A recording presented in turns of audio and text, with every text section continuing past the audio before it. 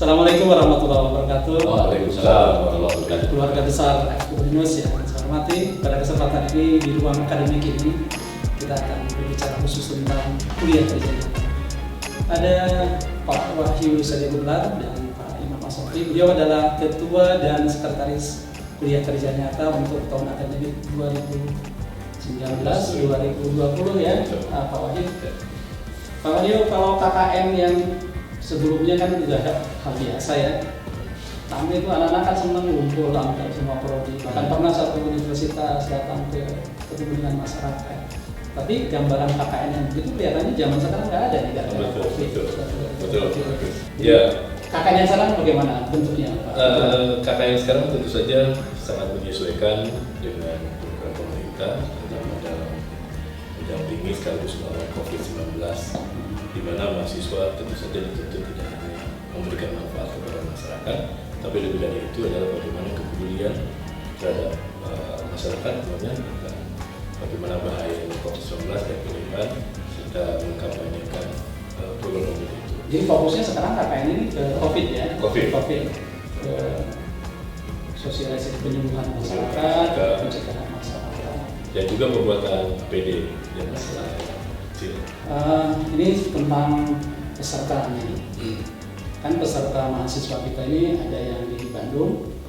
Saya kira bisa ikut terlibat, mungkin kalau untuk pertemuan-pertemuan. Kemudian tapi kalau yang mahasiswa yang dari daerah nih, yang sudah ada di daerah dan tidak bisa ke kampus. Betul. Ini polanya bagaimana? Iya, sebelum menjawab itu Pak Agus, izinkan saya menyampaikan bahwa diperkirakan total jumlah mahasiswa di KKN tahun ini adalah 428 yang tersebar tentu saja berdasarkan data kartu keluarga maupun KTP. Kita telah menemukan berapa presentasi mahasiswa yang berada di luar Bandung, bahkan dulu. Maka dengan pendekatan KKN seperti ini ada 3 macam model. Tiga macam model. Pertama, KKN individual. KKN individual itu bagi mereka yang tinggal yang agak sulit untuk mencapai ke Bandung atau memang daerahnya belum memungkinkan untuk pergi ke Bandung. Maka mahasiswa itu tugas individu didampingi oleh dosen lapangan, tetap melakukan secara online dan tugas-tugasnya sama seperti kegiatan yang dilakukan oleh terbatas maupun kegiatan yang bergabung dengan pengabdian masyarakat dengan dosen. Yang individu itu harus melaporkan diri ke RT, RW, kelurahan sampai tingkat kecamatan, mengikuti program atau pola yang memang sejalan selaras dengan program KKN 2020. Ini yang pertama ya.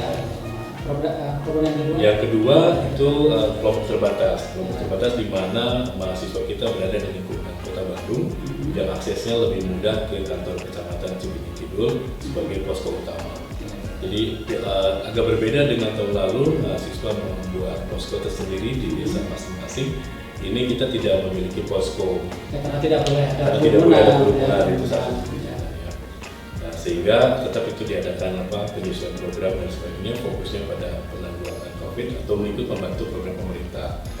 Dan yang ketiga itu mahasiswa dilibatkan dengan pengabdian dosen. Jadi dosen selain menjadi dosen pembimbing lapangan, juga berperan aktif untuk melaksanakan tridharma program tinggi yang salah satu di dalamnya adalah pengabdian masyarakat. Itu bisa kombinasi dengan kelompok terbatas dan intinya itu saja. Jadi ada kalau misalkan di tim penelitian dosen ini terdiri dari 5 orang atau maksimal 5 orang, maka dari kelompok terbatas itu akan diminta masing-masing 5 untuk satu. Jadi ada yang individual, ada yang kelompok terbatas di kampus, ada yang ikut serta dalam program pengabdian dosen. Nah, karena itu kelihatannya di KKN yang sekarang itu KKN terintegrasi ya, KKN kuliah kerja nyata mahasiswa terintegrasi dengan pengabdian dosen. Dan tentu saja itu akan juga dengan promosi dan sosialisasi program studi ya, karena ada program itu. Di Pak Wahyu, kalau yang di daerah itu tidak perorangan, tapi kebetulan misalnya di daerah Tasik ada 6-7 orang, mereka bisa berkumpul dan berkelompok dalam kelompok terbatas ya, bisa. Di wilayah masing-masing. Pola bimbingan dengan dosen daring atau dosen datang ke lokasi itu? Dua-duanya memungkinkan, Pak. Dua-duanya memungkinkan. Pertama, apabila memang dirasa perlu kunjungan datang dari dosen lapangan dan memungkinkan, kemudian juga online atau daring itu bisa memungkinkan. Jadi untuk pola-pola seperti tadi yang disampaikan Pak Agus, kalau memang mahasiswanya ada beberapa orang bisa masuk kelompok terbatas, didampingi oleh satu dosen pendamping utama. Saya mau ke Pak Sekretaris nih, Pak Sekretaris. Ini programnya intinya ada 3 ya. Nah sekarang sosialisasi, kemudian rekrutmen registrasi peserta, kemudian DPL. Saya mau ke mahasiswanya dulu nih. Ini mahasiswa kan tidak di kampus nih sekarang, ada di rumahnya masing-masing. Ya, bagaimana cara mensosialisasikan dan bagaimana mereka bisa registrasi atau daftar untuk ikut program ini? Baik, bagus. Teman-teman yang tidak berada di Kota Bandung ya, karena memang pandemi COVID-19 ini kan menyebabkan beberapa mahasiswa itu pulang kampung dan sampai saat ini belum bisa kembali ke Kota Bandung. Maka untuk memudahkan akses mereka mengikuti program KKN, kalau tadi disampaikan di bawah itu ada 3 paket program yang ditawarkan. Maka untuk mereka-mereka yang berada di wilayah Kota Bandung untuk mendapatkan dan mendaftarkan diri mengikuti program KKN 2020 ini bisa mengakses melalui Google Form yang linknya sana sudah disiapkan linknya, bahwa di seleksi itu persyaratan apa saja yang mereka harus penuhi. Linknya nanti lihat di sini ya, link itu kalau diklik itu isinya apa saja Pak? Jika ditampilkan di dalam link form itu ada nama lengkap mahasiswa, kemudian NIM, ada semester, program studi, lalu kemudian alamat asal mahasiswa tersebut, kemudian alamat yang ada di Bandung, nomor telepon yang bisa dihubungi, jenis kelamin, tempat lahir, tanggal lahir, dan kegiatan KKN tematik yang akan dipilih dari ini. Yang 3 tadi ada individual bagi mereka-mereka yang tadi jauh yang bisa melaksanakan KKN secara individual ataupun kelompok terbatas yang mungkin berada di kelompok di wilayah lain, tapi jumlahnya lebih daripada 1, maka itu akan menjadi kelompok terbatas. Artinya dengan mahasiswa mengisi link ini, panitia itu bisa melakukan pemetaan. Betul. Kemudian bisa dibuatlah berapa kelompok-kelompok sesuai dengan pemetaan itu, yang luar kota dan di dalam kota dan kabupaten Bandung. Nah sekarang tentang DPL. DPL-nya dosen yang menjadi pembimbingnya itu apakah ditentukan langsung oleh panitia atau ada semacam rekrutmen dulu, kemudian penyesuaian dengan tadi ada program pengabdian dosen yang sudah mereka punya dan kemudian dikawinkan, disinkronkan dengan kegiatan ini. Seperti tadi disampaikan di awal bahwa program KKN tahun 2020 itu berbeda dengan tahun-tahun sebelumnya. Nah, akhirnya kita panitia sebelumnya membuat form juga, membuat Google Form seleksi dosen pendamping lapangan bagi mereka-mereka. Jadi Bapak Ibu teman dosen di FKIP yang ingin terlibat di KKN sebagai DPL dan punya program pengabdian yang kemudian ingin disinkronkan dengan KKN, ada linknya. Ada linknya. Yang nanti mungkin bisa ditampilkan ya di sini akan. Nah di sana juga akan memuat dosen-dosen yang memang punya pengalaman di bidang KKN tahun sebelumnya. Mungkin apa yang bisa diekspor di KKN sebelumnya bisa dimasukkan di program KKN yang temakan tematik ini. Nah oleh sebab itu kita sangat berharap sekali partisipasi teman-teman dosen semuanya di dalam kegiatan KKN di masa pandemi ini.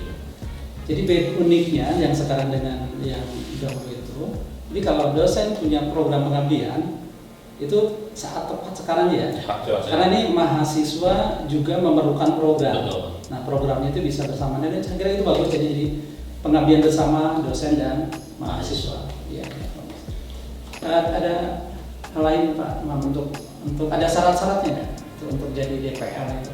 Syarat yang paling utama itu adalah memiliki dedikasi dan perjuangan yang tinggi. Itu saja. Iya, di zaman Karena sekarang bagaimanapun juga yang namanya dan tidak menutup yang mulai IT, karena memang bagaimanapun juga KKN tematik yang berbasis daring itu memerlukan banyak komunikasi via online, apalagi nanti ketika bertemu misalkan dengan mahasiswa yang melakukan KKN di daerah-daerah maka ini tidak bisa berkunjung di tempat tersebut.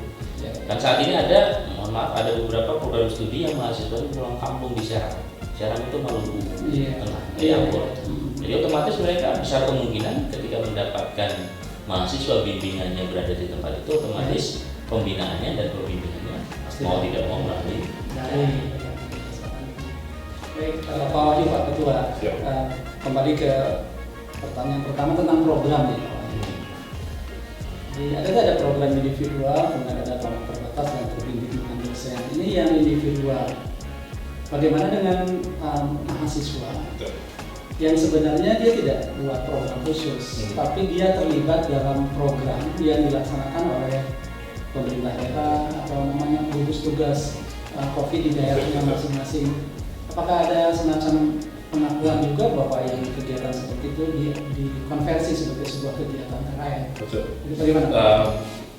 Menjelaskan tadi awal bahwa keuntungan di KKN tahun 2020 itu adalah programnya terintegrasi dari tingkat kelurahan, kecamatan sampai pusat, khususnya di tingkat RT RW pun juga demikian. Bagi mahasiswa yang mengikuti program individual tentu saja bisa langsung menghadap ke kelurahan. Di situ akan bergabung dengan tim gugus tugas penanggulangan COVID-19. Jadi intinya akan bergabung dalam penyuluhan maupun kegiatan apapun dan sebagainya. Itu tentu saja Pak Agus itu akan dikonversikan sebagai. Jadi programnya program gugus tugas. Gugus tugas. Mahasiswa kita terlibat di situ. Ya. Sangat dimungkinkan juga apabila mahasiswa tersebut bisa menyumbang tenaga dan pikirannya dalam bentuk penyuluhan dan bergabung. Tentu mahasiswa tersebut akan kita bekali surat dari kami, terutama mahasiswa yang tinggal di luar daerah. Kita akan berikan surat. Jadi pengantar ya. Pengantar kalau beliau memang mahasiswa tersebut dalam termasuk kegiatan KKN. Begitu juga dengan terbatas, sekalipun misalnya tidak di daerah Bandung tapi daerah lain, halnya seperti itu, hal yang sama. Jadi pertama kelompok terbatas itu akan mendatangi kelurahan setempat sampai kecamatan. Tentang pelaporan Pak Iman, administratif ya, bahwa mereka memang benar-benar melaksanakan itu. Yang disyaratkan oleh panitia bahwa itu kegiatan yang dia dikonversi menjadi kegiatan KKN apa Pak? Nah, sebelum ke saya bagus ya. Jadi program KKN tahun sekarang itu akan berafiliasi dengan program studi yang lain. Jadi tidak menutup kemungkinan kalau program studi A harus di A semuanya. Bisa saja nanti bermerger atau bergabung dengan program studi yang lain. Jadi misalkan kelompok terbatas, ternyata di kelompok terbatas itu ternyata ada program studi A, B, C, maka bisa jadi itu. Misalnya di daerah, balik lagi misalnya di Tasik ya, disebut Garut misalnya. Garut ada yang 5-6 orang, yang satu dari bahasa Arab, 2 dari bahasa Indonesia, 3 dari PLB gitu ya. Betul, betul. Nah, sebagaimana tadi disampaikan, bagaimanapun juga bentuk kegiatan apapun yang dilakukan baik individu ataupun kelompok itu akan dikonversi menjadi nilai KKN, kegiatan KKN dengan memenuhi beberapa kriteria syarat. Yang pertama adalah secara administratif, dia harus membawa surat atau mendapatkan surat rekomendasi dari panitia KKN bahwa kegiatan mereka di lapangan itu dalam rangka melaksanakan kegiatan nyata. Dan bagaimana kita tahu bahwa mereka nanti di lapangan itu pun melaksanakan kegiatan tersebut dengan berkoordinasi dengan gugus tugas COVID di lapangan, baik tingkat RT, RW, kelurahan dan sebagainya, itu pun harus dilengkapi dengan bukti-bukti konkret tertulis. Artinya ketika mereka terjun di tingkat RT, tingkat RW, kelurahan, kecamatan dan sebagainya, harus ada surat keterangan yang menerangkan bahwa mereka telah berpartisipasi dalam kegiatan A, B, C dan sebagainya. Secara dokumen harus ada surat keterangan itu. Dan di dalamnya tentu saja ada narasi, ada laporan ya. Jadi teman-teman mahasiswa yang beserta KKN terbayang ya, kita terlibat di daerah, itu ada surat keterangan dari RT atau RW atau panitia gugus COVID itu bahwa kita bagian dari program yang mereka lakukan. Terus kegiatan yang kita lakukan apa saja? Misalnya membantu pendataan penduduk dari usia, kan itu programnya beda ya, ternyata kan yang usianya di atas 50 ini rentan nih, programnya seperti apa. Kemudian ada ikut serta dalam program sosialisasi, ada juga program penyemprotan gitu ya. Yang hal-hal seperti itu mesti dilaporkan dan ada fotonya, dan bukti itu kemudian dikuatkan dengan surat keterangan dari pemerintah atau gugus tugas itu. Boleh pemerintah, boleh LSM nggak ini, Mister? Pak Wahyu? Kalau kaitannya dengan KKN ini sangat dimungkinkan dari pemerintah karena mahasiswa itu akan melapor. Jadi sebenarnya bisa ya, Bisa. tapi kita sangat mengajukan di pemerintah, Ya, pemerintah. sehingga program itu sinkron antara pusat, daerah, kemudian dengan kita. Nah, sekarang Pak Wahyu, yang Kota Bandung nih, kalau tadi kan kita bicara yang di daerah nih, yang Kota Bandung kan mau tidak mau nanti ada kerumunan nih, karena orang-orang yang di Bandung, yang kos di Bandung, masih di Bandung ya sudah, maksud saya belum pulang tapi masih menetap di sini.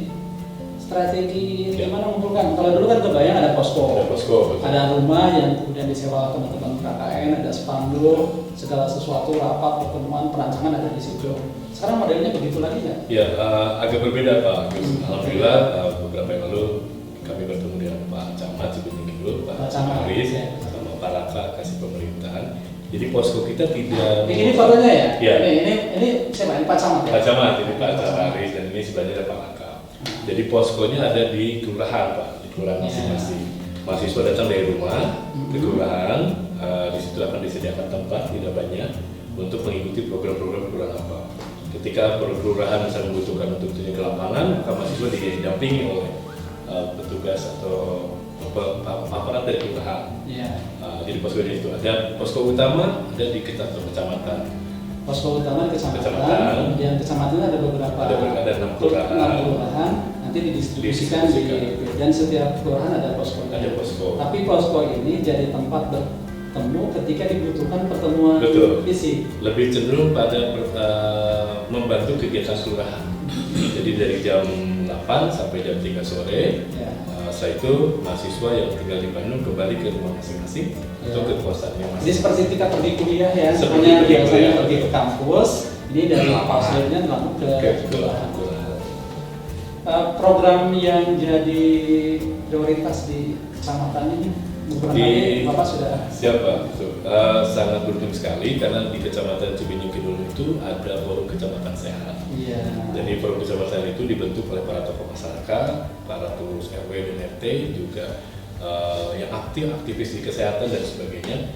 Itu akan kita sinergikan juga dengan forum kecamatan sehat, dengan LPM kecamatan, dengan forum ketua RWC kecamatan. Jadi kalau mereka akan membantu kita untuk pengabdian pada masyarakat. Yang seperti tadi Pak Agus sampaikan, saya sekali lagi mahasiswa bahwa memang tema ini menarik. Pendewasaan dan pemberdayaan diri dengan belajar memberi manfaat kepada masyarakat. Belajar memberi manfaat. Itu yang luar biasa. Kenapa?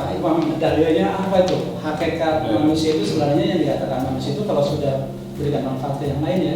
Kalau belum bisa memberikan manfaat, sebenarnya belum layak disebut manusia. Betul. Dan kaitan bermutu kan seperti itu sebenarnya. Khairun nas anfa'uhum linnas. Sebaik-baik manusia itu kalau dia sudah berfungsi bisa memberikan manfaat. Kita mumpung memang keadaannya masyarakat perlu bantuan, kita menjadi orang yang bermanfaat. Kalaupun kita nggak bisa ngasih bantuan secara material, kenapa tidak kita bisa memberikan bantuan secara jasa? Nah sekarang bicara tentang ini kegiatan yang terkoordinasi dengan pengabdian dosen. Ada bisa beri contoh nggak bentuknya seperti apa misalnya Pak? Saya berpikir begini, kalau untuk pengabdian dosen ya untuk sama dosen, sekarang itu kan sekolah-sekolah banyak yang diliburkan. Artinya mereka masyarakat itu punya anak di rumah yang notabene pasti akan membutuhkan bantuan pendidikan terhadap anak, terutama di dalam materi-materi yang berkaitan dengan sekolah. Nah ini barangkali mahasiswa dan dosen ini juga masukan untuk dosen. Barangkali ada teman-teman dosen yang masih berpikir, saya udah punya program nih, tapi programnya cocok nggak dengan tema kita sekarang? Atau temanya sekarang apa? Dosen punya potensi dan membantu. Nah barangkali bisa begitu ya, bisa bolak-balik ya, bisa dosen punya program dulu, kemudian kita masukkan dalam kegiatan ini dan ketika sinergis dan sesuai kita berikan peluang gitu ya, karena memang ada rekrutmen DPL ya Pak, ya itu belum fungsinya. Yang kedua, kita program udah jalan, nah DPL itu atau dosen itu mengajukan diri untuk terlibat di bagian A, B, C, D, E gitu ya. Oke, masuk ke rundown kegiatan KKN-nya sendiri. sosialisasi sudah, Sudah. ya? Sosialisasi ke mahasiswa sudah, sosialisasi ke DPR sudah. Kapan mulai pelaksanaan? Ini berarti kan masuk perencanaan. Betul, betul. Pelaksanaannya kapan? Mulai tanggal berapa? Pendaftaran itu sampai tanggal 20 Juli ya Pak Imam ya. Ya. Nanti dari Selasa tanggal 20 Juli kita akan memetakan Pak Agus Oke. mana kelompok mahasiswa individu terbatas. Jadi kemudian sekarang sampai tanggal 20 20, pendataan dulu. pendaftaran. Setelah tanggal 2 pendaftaran dan pendataan ya tanggal 20 kemudian panitia klasifikasi, memetakan. memetakan. Nah, memetakan. Kurang lebih 3 hari Pak kita petakan. Nah setelah itu kita akan rapat pembekalan untuk DPL Mm-mm. dan baru untuk mahasiswa barangkali. Jadi rapat DPL dilakukan setelah pemetaan peserta jelas, programnya sudah tergambar, jadi DPL kemudian kita samakan persepsinya. Dan sekaligus pembagian tugas Mhm. DPL mana, kelompok mana, kelompok mana. Iya, iya. Baik yang individu terbatas maupun dengan pengambilan dosen tentu saja ada penanggung jawab. Jadi kalau tadi tanggal 20 ini sekitar tanggal 22, 23 gitu ya. 3 kita 23. rencanakan untuk pemetaan segala macam. Nanti kemudian 24 kita pembekalan dengan DPL. DPL. Satu hari selasa, 1 hari setelah itu kita akan mengundang mahasiswa. Oke. Mengundang mahasiswa tentu saja pakai video conference gitu ya. Video conference. Kita akan lihat kemungkinan. Memungkinkan kumpul nggak mungkin ya? Kalau yang di dalam Bandung kemungkinan bisa. kemungkinan bisa. Kemungkinan. Yang di luar juga memang kayak bisa, karena kan kita udah ada DPL-nya. Oh iya. Misalkan untuk Pulau Seram, Maluku dan sekitarnya satu DPL dengan mereka gitu Pak, Iya. dibagi-bagi Pak. Jadi Jadi mungkin ada pertemuan dulu yang umum semua hadir di situ. Betul. Sekira 400 kalau pakai aplikasi bisa ya. Bertemu gitu kemudian pembekalan misalnya dari Pak Dekan, dari pimpinan fakultas atau dari rektorat gitu ya program itu, kemudian mereka berkomunikasi per kelompok berkelompok. Dengan DPR. Betul.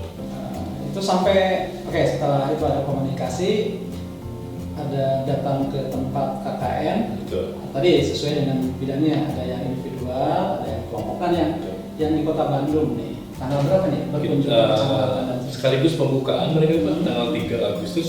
3 Agustus, jadi resminya 3 3 Agustus. Agustus. Bukan.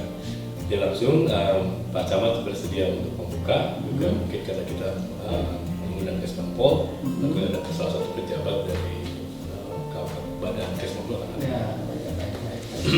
Sampai tanggal berapa? Pak? Sampai tanggal 30 Agustus. 30 Agustus. Tapi itu akan memungkinkan ditarik ke tanggal 25 Agustus karena menjelang September kan semester baru ya Pak. Iya, masih kan udah mulai. Sudah mulai jadi pelaporan dan sebagainya. Tergantung juga kebutuhan dari kecamatan dan kelurahan tersebut Pak. Kalau kayak tahun lalu kan bisa full Pak, 30 hari itu betul Iya. merancang dan sebagainya. Jadi ada perencanaan, kemudian pelaksanaan sampai tanggal 30. Kurang lebih 25 evaluasi. kemudian Nah, setelah itu evaluasi dan pelaporan. dan pelaporan. Sehingga para mahasiswa ini dapat katakanlah nilai Nilai. KKN ya. Bentuknya seperti apa Pak evaluasinya? Mungkin evaluasi dalam bentuk namanya laporan aja ya. Baik. Laporan mereka terjun di lapangan seperti apa, kegiatannya apa. Betul. Nanti formatnya juga sudah ada di DIKA. Evaluasi Kalau dulu sekaligus itu ada ini, ada semacam presentasi. Betul, Presentasi. seperti itu. Hanya sekarang presentasinya dilakukan seperti apa? Tidak tatap muka kan? Tidak. Kalau dia dengan Zoom itu kan masing-masing dengan kami panitia dan DPL. Oke, jadi evaluasinya. Terus nilainya dari dosen pembimbing lapangan ya? Dia sudah menerima lapangan dan juga dengan pejabat setempat, aparat setempat. Ya. Jadi ada kita akan bikin form ya Mas, kita akan bikin form bagaimana pihak kelurahan bisa menilai, memberikan nilai. Oke, sekarang tentang ini Pak, ini agak sensitif biasanya tentang biaya. Ketika mereka melaksanakan KKN itu di masyarakat, ini bagaimana dengan pembiayaan? Kalau pembiayaan uang sewa, tempat, konsumsi makan sudah tidak kan? Tidak. Paling transport individual. Bagaimana dengan kegiatannya Pak? Ini biayanya bagaimana? Kalau untuk kegiatan ini sebetulnya kita proyeksikan untuk membantu dunia urat, Pak. Jadi membantu tugas yang ada di kelurahan, Iya. kecamatan. Barangkali kalau dengan tugas individual, kalau mengikuti seperti perguruan tinggi lain cukup membuat poster dan spanduk saja Ya, itu untuk sosialisasi. atau membuat masker bersama-sama masyarakat di warga setempat. Atau dengan proses penyemprotan. Proses penyemprotan. Dan itu saja kita tekankan bahwa mahasiswa ini KKN tidak menjadikan ya harus membeli ini, harus membuat itu segala macam. Ya. Ketika disinkronkan, disinergikan dengan pemda, insya Allah. Ya kondisinya memang suasananya prihatin Iya. Betul. dari Betul. semua sisi itu. Saya.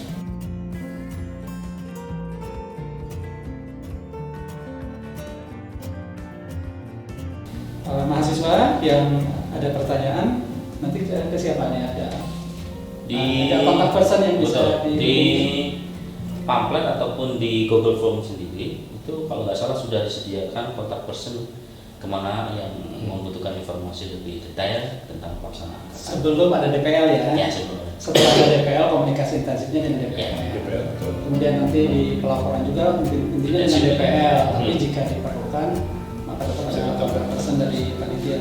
Jadi teman-teman mahasiswa nomor ya harus Anda ingat ya harus Anda ingat nih nomor kontak person, terus nomor DPL dan link yang harus diisi ketika registrasi.